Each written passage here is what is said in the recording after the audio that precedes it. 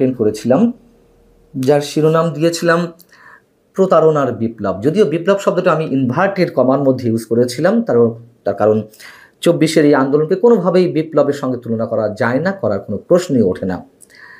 তো কেন এই আন্দোলন প্রতারণামূলক ছিল, বা এই আন্দোলনে আহত নিহতদের সঙ্গে প্রতারণা করা হচ্ছে, সেই কথাগুলো যখন বলা হলো তখন অনেকেই যারা আমার শুভাকাঙ্ক্ষী তারা মনে করিয়ে দেওয়ার চেষ্টা করলেন, সতর্ক করে দিলেন যে এই মবের সময় এসে এই ধরনের বক্তব্য দেওয়া বা শিরোনাম করা একেবারেই ঠিক হয়নি। আবার যারা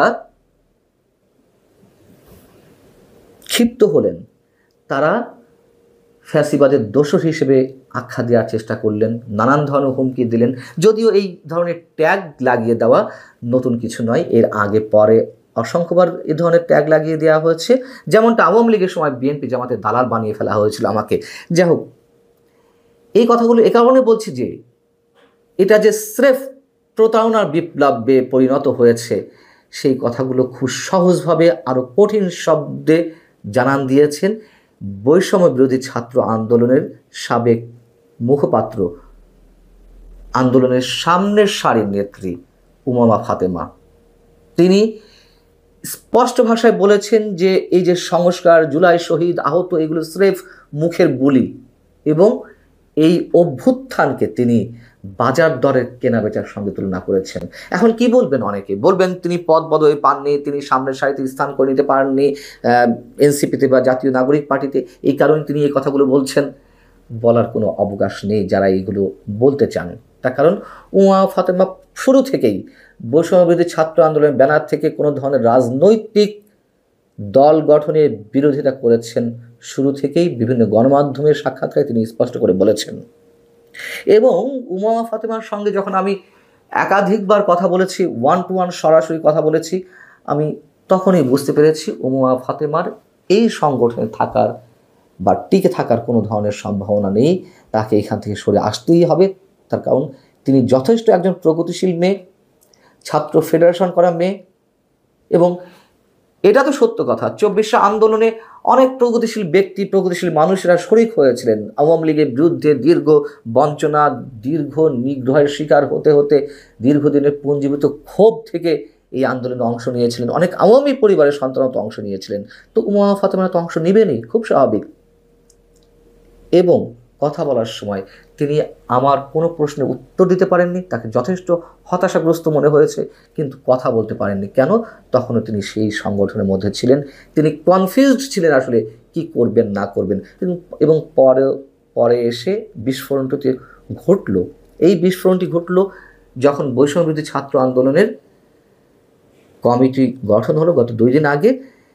তারপর তিনি ফেসবুকে পোস্ট দিয়ে এই ছাত্র আন্দোলনের ভিতরের পরিস্থিতি, ক্ষমতার দ্বন্দ্ব, সুবিধাবাদ এবং অনিয়মের বিভিন্ন দিক একবারে খোলাসা করে দিয়েছেন। এনসিপির মুখোশ অনেকখানি খুলে ফেলেছেন। তিনি এই মন্তব্য করছেন, দলীয় লেজুর এবং প্রেসক্রিপশনের বাইরে এই ব্যানারটি যদি স্বাধীনভাবে কাজ করতে পারত, অর্থাৎ জাতীয় নাগরিক পার্টি বা এনসিপির নির্দেশনায় তো এই সংগঠনটি এখনো চলছে, তাদের কোনো ধরনের নির্দেশনা খবরদারি না থাকলে এই সংগঠনের যারা কাজ করতেন তাদের কারণে তাদের এনসিপি বা জাতীয় নাগরিক পার্টির অনেকের রাজনৈতিক ভবিষ্যৎ হুমকির মুখে পড়ত। এবং তিনি বলছেন যে তিনি এই সংগঠনের মুখপাত্র হওয়ার সত্ত্বেও ফেসবুকে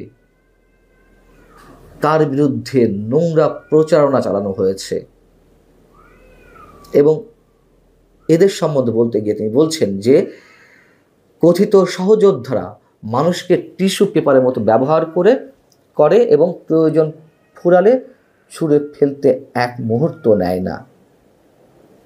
প্ল্যাটফর্মের ভেতরের পরিস্থিতি বর্ণনা করতে গিয়ে তিনি এই সব কিছুকে বদ্ধ জলাশয় এবং পোকার মতো সুবিধাবাদীদের খেয়ে ফেলার মতন বিষয়ের সঙ্গে তুলনা করেছেন।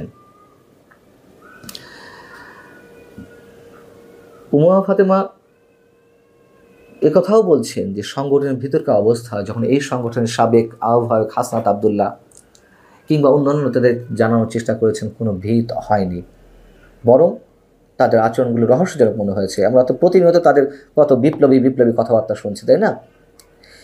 শেষ পর্যায়ে এসে তার ফেসবুক পোস্টে উমা ফাতেমা আরও শক্ত শব্দ ব্যবহার করেছেন। তিনি বলছেন, যারা তার সঙ্গে নোংরামি করেছে এবং অভ্যুত্থানকে বাজার দরে কেনাবেচা করেছে তাদেরকে তিনি ক্ষমা করবেন না। এবং তিনি বৈষম্যবিরোধী ছাত্র আন্দোলনের ছাত্রদেরকে পড়াশোনার টেবিলে ফিরে যেতে বলেছেন।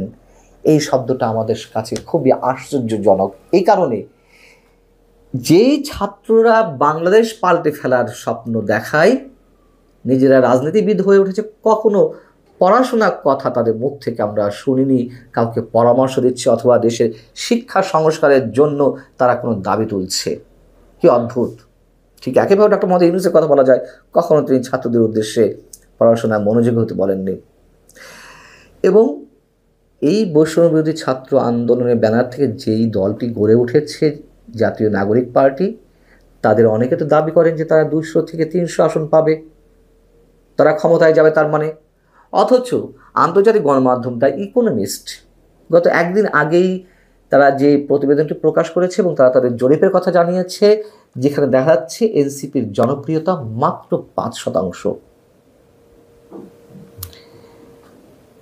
দুর্ভাগ্য বাংলাদেশের মানুষের যে এই ছাত্র নেতাদের চোখেই তারা স্বপ্ন দেখতে চেয়েছিল, আমরা দেখতে চেয়েছিলাম, কিন্তু শুরু থেকেই একটা অভ্যুত্থান সফল হওয়ার পরপরই এমন একটা বিষয় হয়ে দাঁড়ালো তাদের যে কি না কি করে ফেলেছে।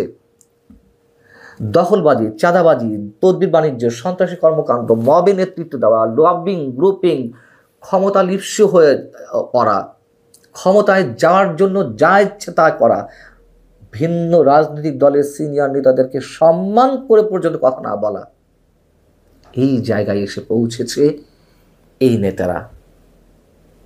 উমা ফাতেমা ঠিক মুখোশটা অনেকখানি খুলে দিয়েছে।